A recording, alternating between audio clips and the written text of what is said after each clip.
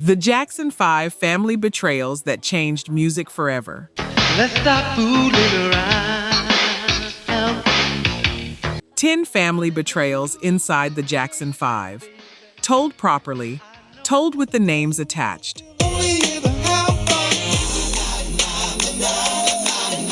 Some of these you have heard before, as gossip, as tabloid, as something whispered about a famous family. You have not heard them as history.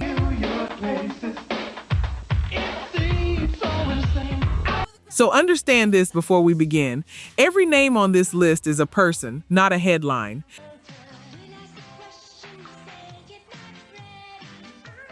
Ten children out of a 2-bedroom house at 2300 Jackson Street in Gary, Indiana.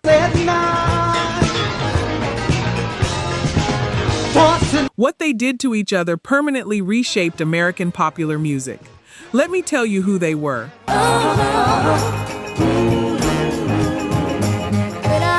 Number 10, Rebbie Jackson, the daughter who had to fight to leave.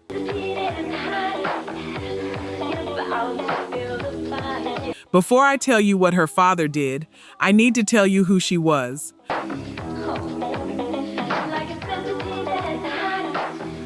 Maureen Ryette Jackson, born May 29, 1950, in Gary, Indiana. The first child, the one who came before all of it.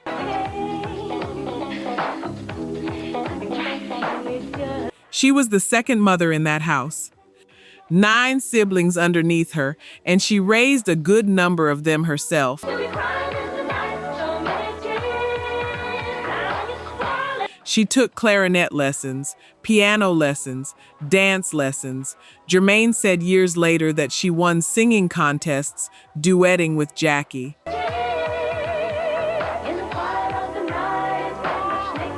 So let me be precise about this. The talent was never in question. Rebbie could sing. She simply never wanted to.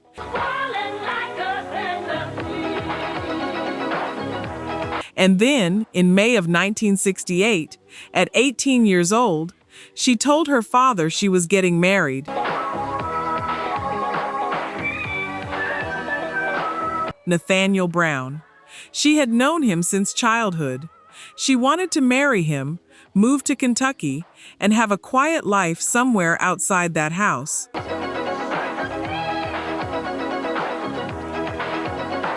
Joe Jackson refused. Not because he objected to Brown, because he had plans for her.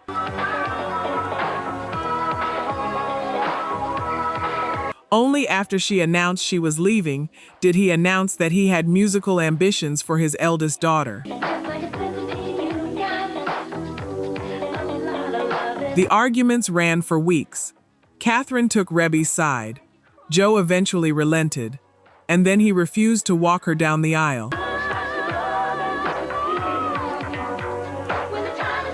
She married Nathaniel Brown on November 30th, 1968, at a Kingdom Hall in Gary, Indiana. Her father did not attend his own daughter's wedding. 1 month later, she was gone.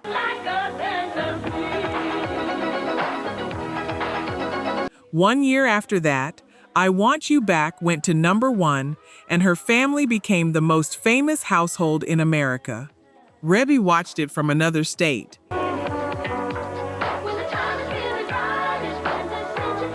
If your family had someone like that, the oldest one, the one who got out early and got treated like a traitor for it, you already understand exactly what I'm describing.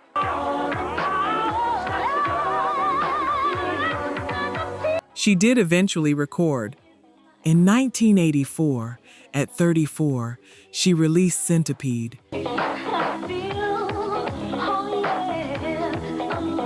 The title track was written by her brother Michael, and it became the biggest song of her career. She came to music 16 years after she was ordered to, and only when the decision belonged to her.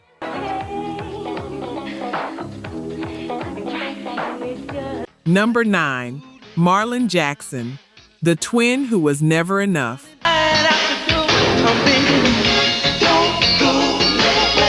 Marlon David Jackson, born March 12, 1957, in Gary, Indiana, and he was born a twin. You're just the one I need. His brother's name was Brandon. They arrived several weeks premature. Brandon's lungs failed, and he died within hours. I love you. I need you. March 13, 1957, one day old. He is buried in Indiana. I love you. Every night and day. Catherine Jackson gave birth to 10 children.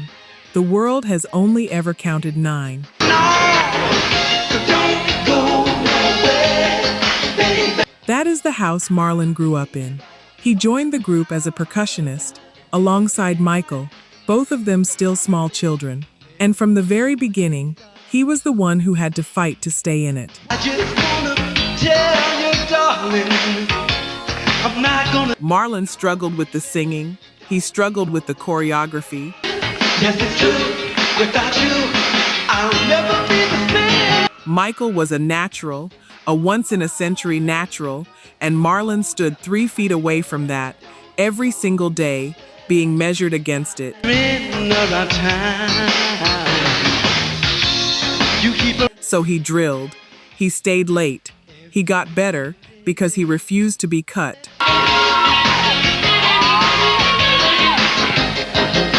And he was in every lineup, on every stage, through every era of that group. And the record shows exactly what that earned him. Can you just say, baby, every night and day? He released one solo album, Baby Tonight, in 1987.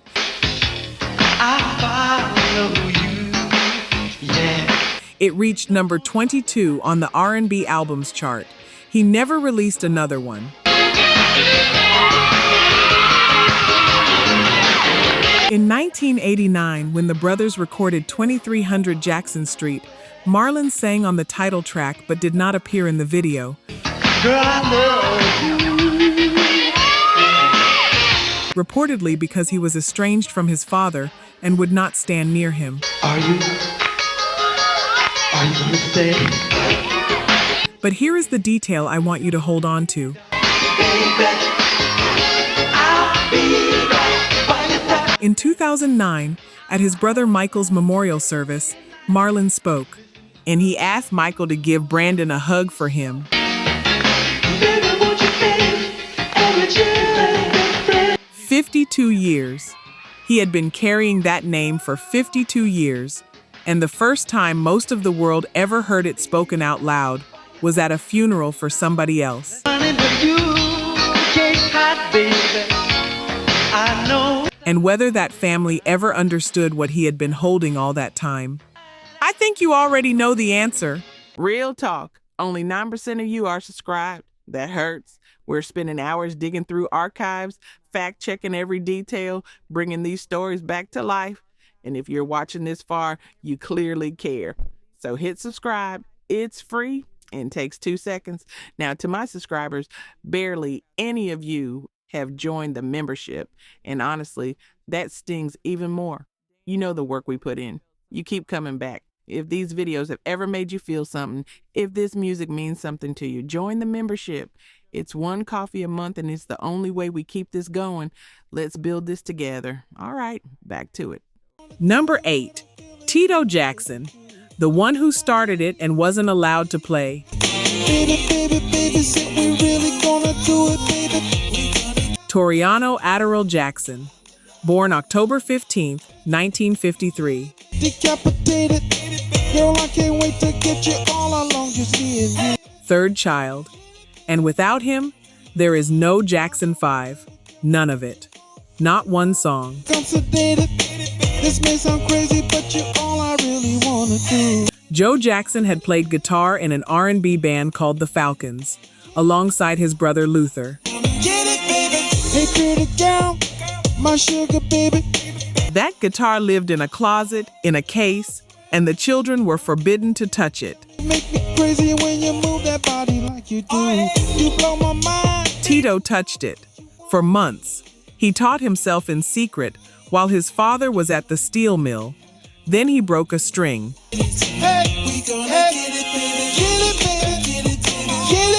Joe came home, found it, and after the punishment, he put the guitar in the boy's lap and told him to play. Tito has described sitting there playing while he cried, and his father listened and told him he was already as good as he was.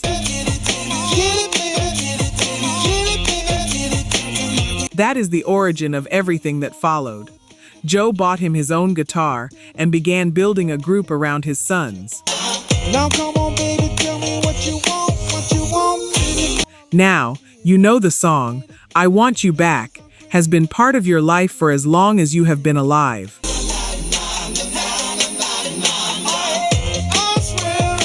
It's been in commercials, at weddings, in supermarkets. Now come on, baby, tell me what you want. But knowing the song and knowing what it cost the people who made it are two different kinds of knowing. Let me give you the second one.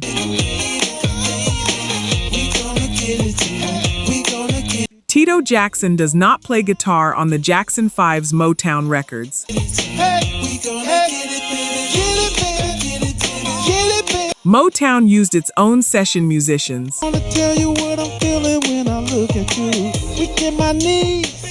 The boy whose playing convinced his father to start the group was not permitted to play on the hits.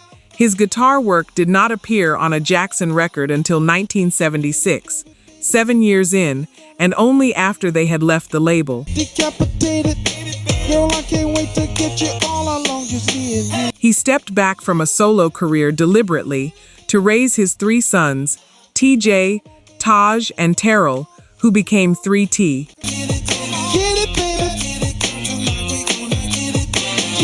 He didn't release an album of his own until 2016. He called it Tito Time. Hey, pretty girl, my sugar baby. And in an interview a few years before he died, he repeated a joke Charles Barkley once made. You make me crazy when you move that body like you do. You blow my mind. The suggestion that nobody would have missed Tito if he hadn't been in the group. Tito said it crushed him. He remembered it for decades. I know. I felt the same way when I found that.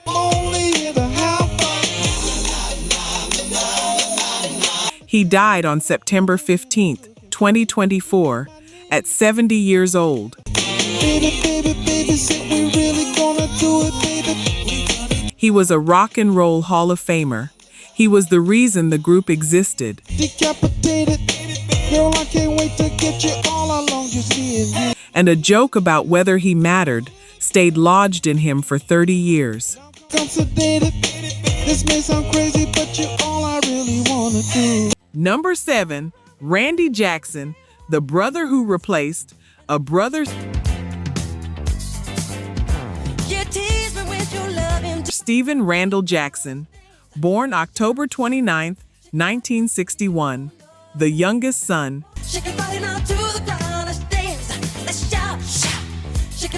The one who grew up watching that group from the wings instead of standing in it. He had been part of the stage act since 1972, playing congas and percussion.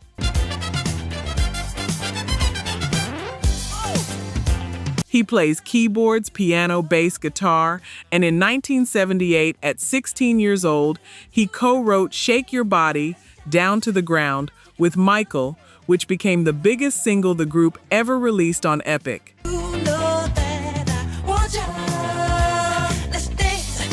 So let me be clear about what I am saying. Randy Jackson was not a placeholder.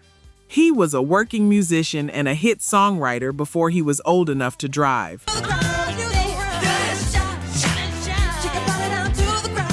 But that is not why he was put into that group.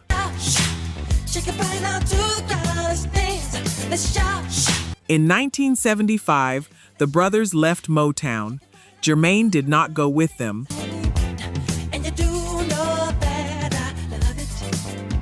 And Randy, 13 years old, was moved into the empty chair. Sit with what that arrangement actually is.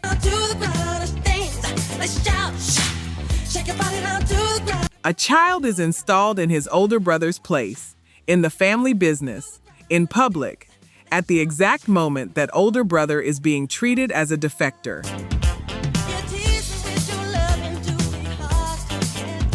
He didn't audition for it.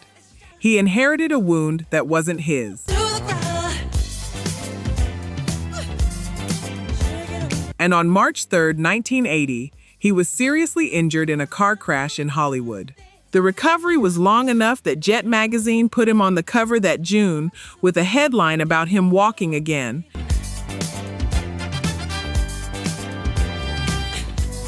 He stayed anyway, through destiny, through triumph, through victory, through 2300 Jackson Street in 1989.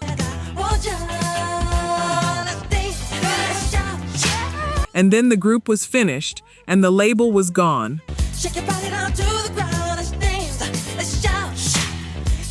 He formed a band called Randy and the Gypsies, one album, then nothing.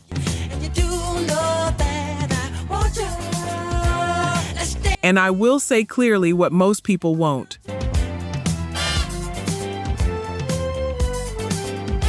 The Jacksons were never structured as a partnership between brothers. They were structured as a roster, and that roster was managed by their father.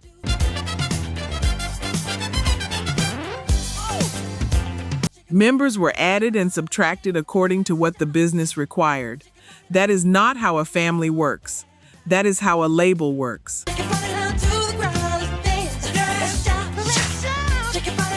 The difference is that when a label drops you, you go home.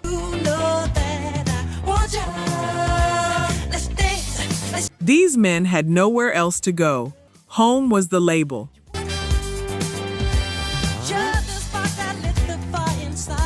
Number 6, Jackie Jackson, the eldest son who never left. Tell me, can you deal with this? Why don't you? Sigmund Esco Jackson, born in 1951, second child, first son. And of all of them, he is the one who never walked away, not once. He was there for the Jackson brothers in Gary before there was ever a Jackson 5.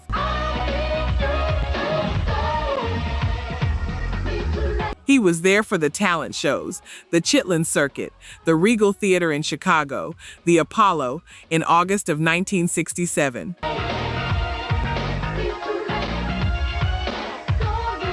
He was there for Motown, for the split, for the name change, for Jermaine's exit, for Randy's arrival, for Victory, and for the last album in 1989.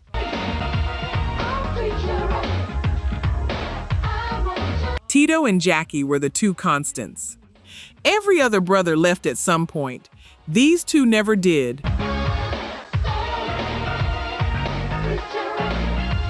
And there is no famous Jackie Jackson song, no signature moment, no reason for a casual listener to know his name.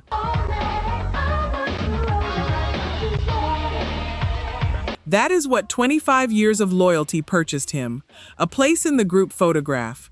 But watch what he does when it counts. In July of 2012, 5 of the Jackson siblings signed a letter demanding that the executors of Michael's estate resign, alleging his will was fraudulent.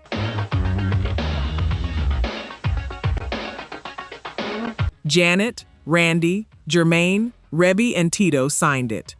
The estate denied the accusations. Catherine went to Arizona.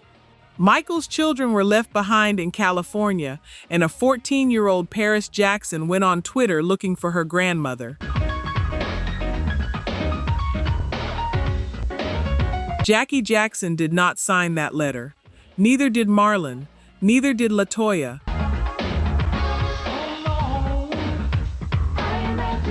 The man with the least to gain from that family, the one who had been given the fewest reasons to stay loyal to it, was one of the three who refused. And when Joe Jackson had a series of strokes, he wrote in an open letter that only 2 family members traveled to see him in the hospital.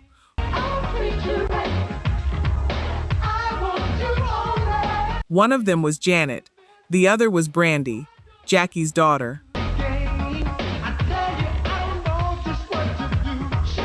Some people are load-bearing. You never notice them until you imagine the building without them.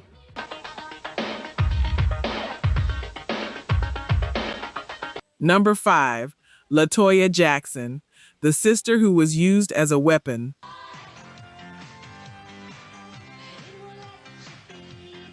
Toya Yvonne Jackson, born in 1956, the 5th child.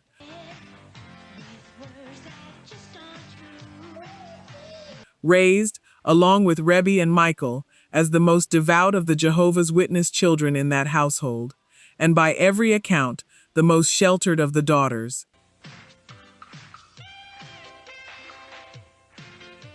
She recorded, she modeled, she had a career of her own, and in the late 1980s, she became estranged from her family, and she married her manager, a man named Jack Gordon. And in 1993, she stood in front of the international press and spoke against her brother. I am going to be careful here, because accuracy matters more than drama.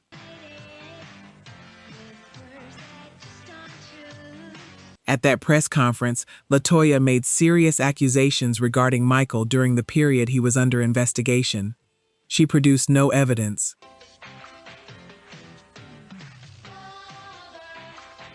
In the years afterward, she withdrew the accusations entirely and stated publicly that she had been forced to make them by her then-husband.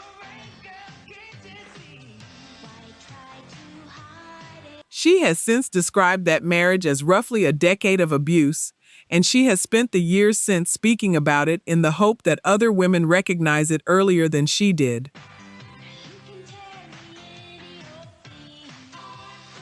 So here is what the record actually shows. A woman was isolated from her family, married to the man controlling her career, and put in front of cameras to say something she later said she was made to say about her own brother at the worst moment of his life. Both of them lost something in that room that neither of them ever fully recovered. She came back. That's the part people skip. She reconciled with the family.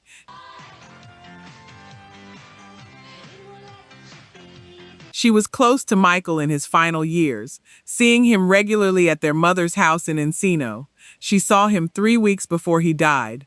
She was the one asked to sign his death certificate.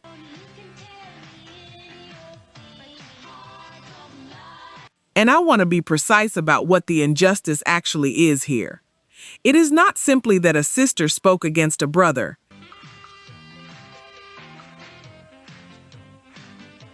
It is that an industry structure, a manager with a marriage license, was able to reach that far into a family and turn one member into an instrument against another.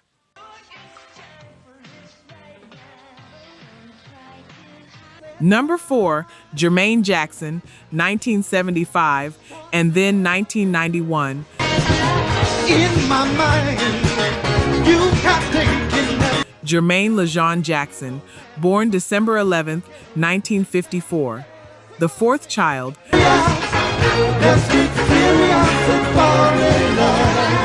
And before you decide anything about him, understand what he was. Call my name, and I lose all self-control. He was the group's second voice. He played bass.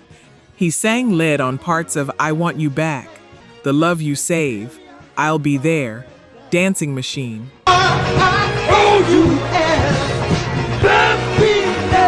On those records, When the voice drops underneath Michael's, that is Jermaine. He was, for a period, the one Joe expected to be the star.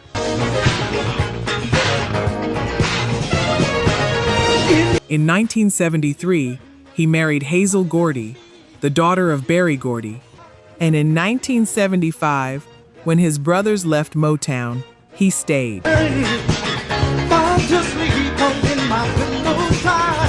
The reasons the brothers gave for leaving were concrete.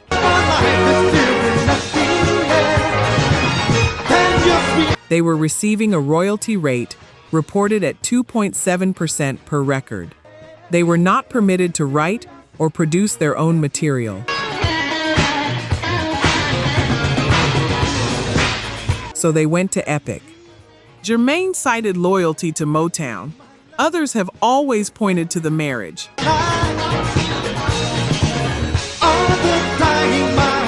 Then Motown produced the trademark. The label owned the name The Jackson 5. 5 brothers who had made that name one of the most valuable in American music were legally barred from using it. They became the Jacksons in 1976.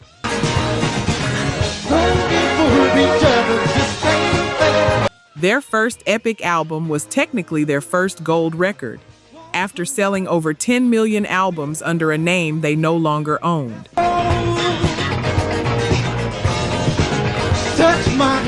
That is 1975. That was the story most people know. But that is not the story I planted.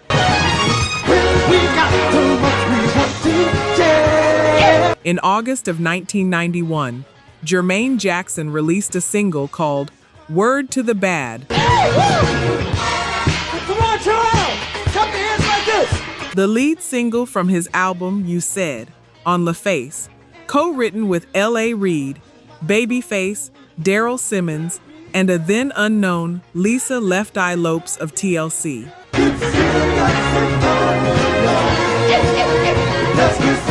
The original version was a direct attack on his brother Michael. It reached number 78 on the Hot 100 and number 88 on the R&B chart.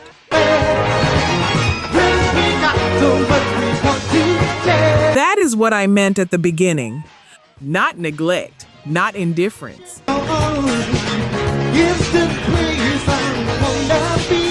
A brother went into a professional studio, hired one of the best production teams in R&B, wrote it down, recorded it, pressed it, and put it in stores.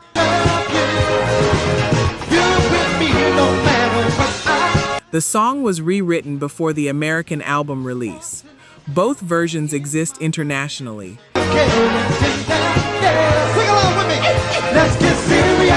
It is still there. You can still find it.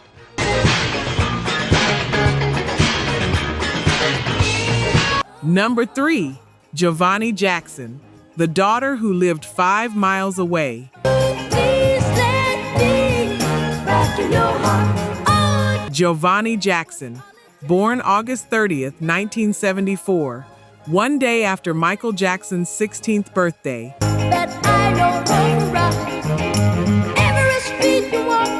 She is Joe Jackson's daughter. She is the 11th child. Her mother was Cheryl Terrell.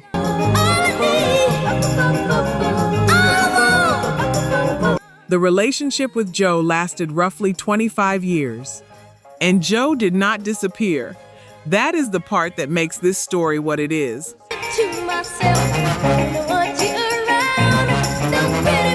He raised her. He was present in her life from birth.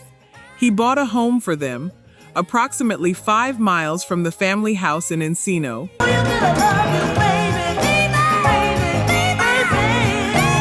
And her entire childhood was governed by rules designed to keep her invisible.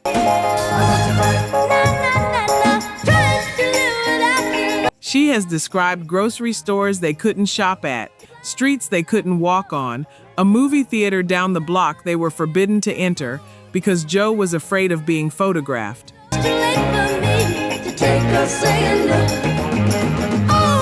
She was instructed over and over never to discuss the family. She was not allowed to have friends at the house. Catherine Jackson is a Jehovah's Witness and does not observe Christmas. So Joe used that.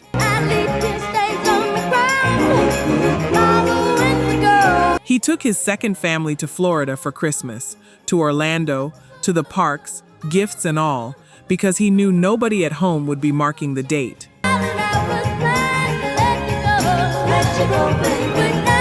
She has said that the siblings would show her affection when she was in the room, and that once she left, the phone never rang. She has described feeling permanently outside of it. She has said she never got a real conversation with Michael.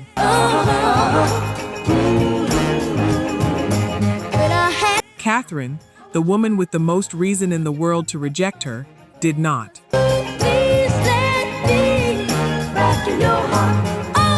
Joh'Vonnie has said Catherine was kind to her, that she let her and her daughter live in the house, rent-free. That landed. I know it did. Take a second with it.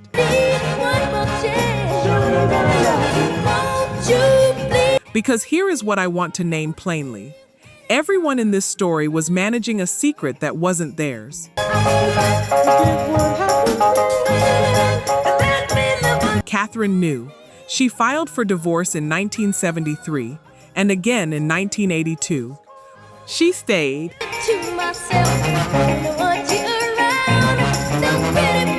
A child grew up 5 miles from her own family, told her whole life that her existence was a liability.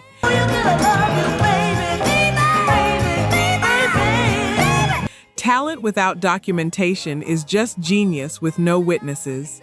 But a person without acknowledgement is something worse.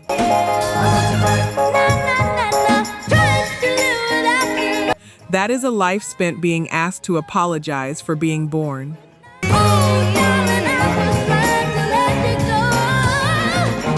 Number 2, Joe Jackson, the architect who was written out.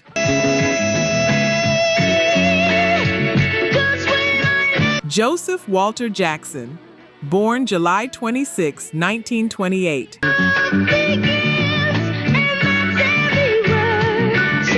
A steel mill worker in Gary, Indiana, who played guitar in an R&B band called the Falcons with his brother Luther, and whose own group never got a record deal.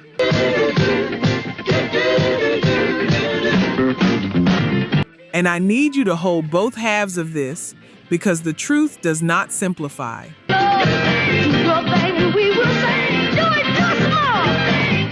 Joe Jackson took 9 children out of a 2-bedroom house and built the most successful family act in the history of American music.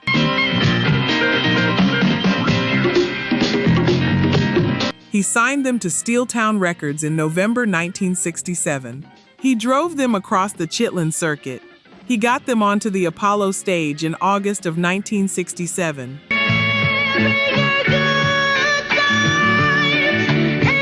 He kept going after Motown rejected the first demo Gladys Knight sent them. That work was real, and no honest account erases it.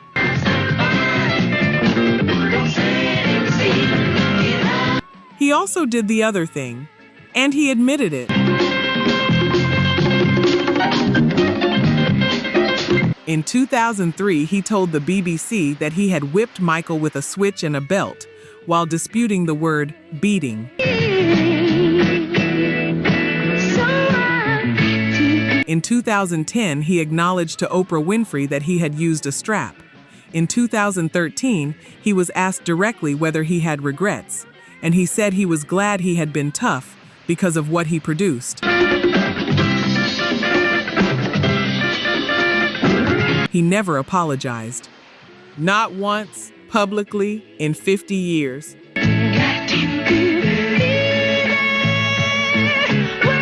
And in the early 1980s, Michael hired an attorney named John Branca, and Branca terminated his father's involvement in his business affairs.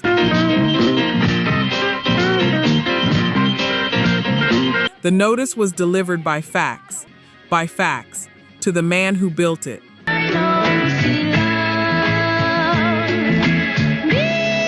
Then Michael Jackson died On June 25, 2009,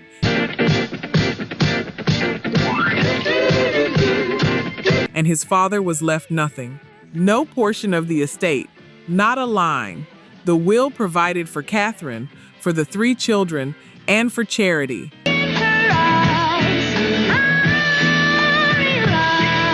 Joe outlived his son by 9 years. He died on June 27, 2018, at 89.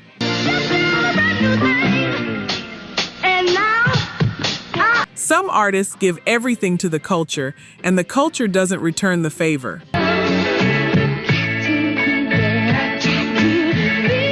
This is the harder version of that sentence. This is a man who gave everything to a machine he built, and the machine was made out of his own children, and when they were strong enough, they used it to remove him.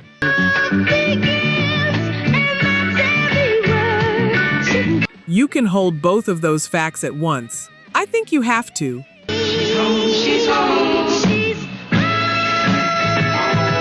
Number 1, December 9th, 1984, the last night Michael Joseph Jackson, 26 years old. At that moment, the most famous human being alive, coming off Thriller, and he did not want to be on that stage at all.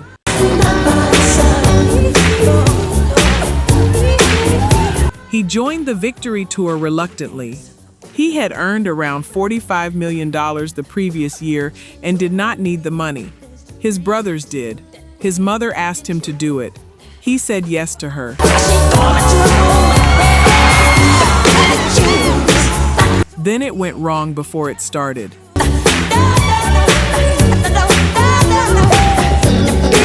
The tour was announced in November 1983, with Don King putting up $3 million in advances.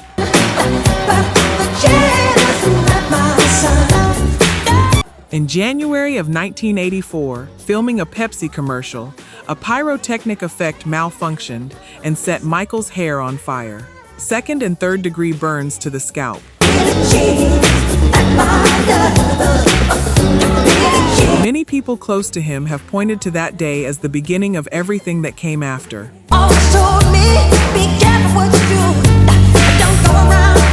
Then came the ticketing.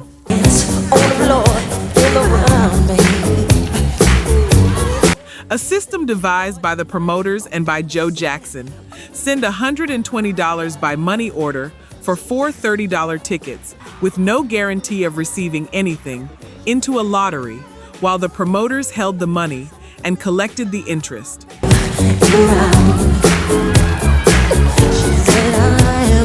An 11-year-old girl named LaDonna Jones wrote Michael a letter calling it what it was.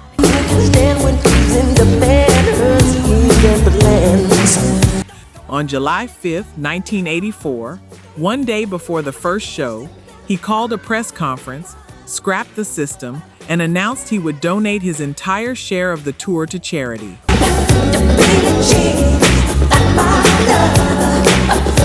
He kept that promise, roughly $5 million, to the United Negro College Fund, the T.J. Martell Foundation, and Camp Good Times.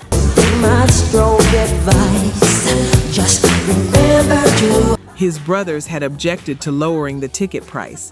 He was overruled, so he gave his money away instead.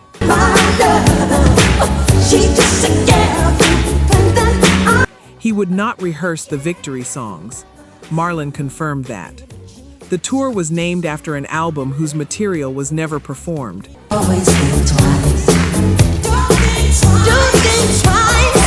55 shows, 2.5 million people, more than the Rolling Stones had drawn in 1981.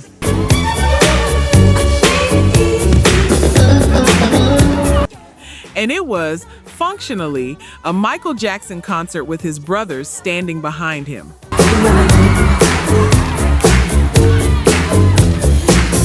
Then, on December 9th, 1984, at Dodger Stadium, he told the audience it was the last time they would perform together.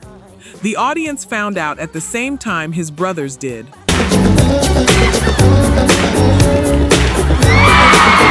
The European and Australian dates were canceled. Michael and Marlon left the group.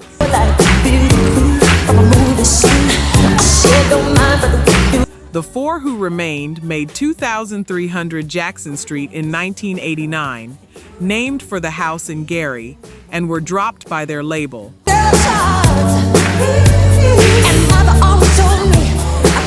The only track Michael and Marlon appear on is the title song.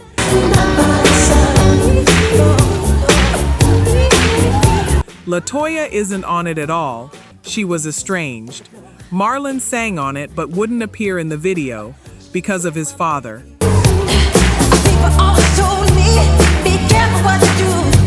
They made a record about their childhood home, and they couldn't all stand in the same room to film it.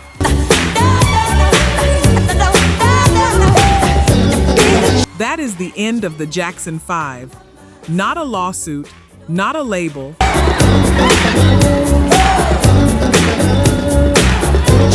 A sentence spoken into a microphone in Los Angeles on a December night by a brother who had decided he was done.